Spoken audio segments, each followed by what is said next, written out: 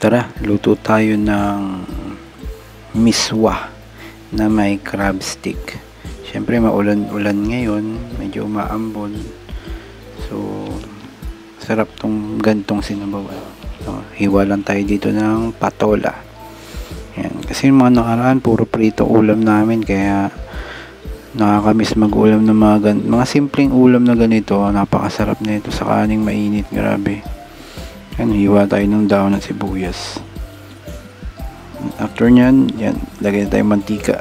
Mag-gisa na tayo. Mag-gisa natin yung sibuyas dyan. Siyempre, sunod na natin yung bawang.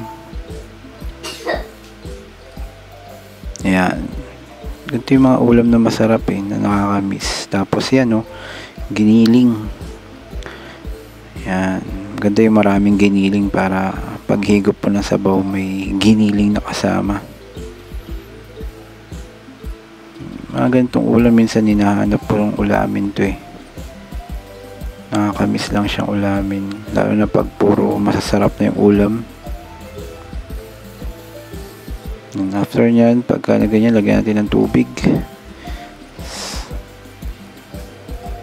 Tapos lagay na natin yung patola na hiniwa natin kanina. Napakasarap kasi ng patola, lalo na sa miswa. So ayan kumukulo na siya. Lagay natin yung miswa. Dinurog natin para hindi mahaba yung hibla. Tapos lagyan natin ng paminta. Tapos lagyan natin yung dahon ng sibuyas. Tapos seasoning granules, pampalasa. Napakasaglit lang nito lutuin. Kaya kung naghahanap kayo ng mabilisang luto ng ulam, ito. 10 minutes lang, may ulam ka na. So yan, luto na siya. Diba? Saglit lang. Tara, kain tayo. See you next vlog.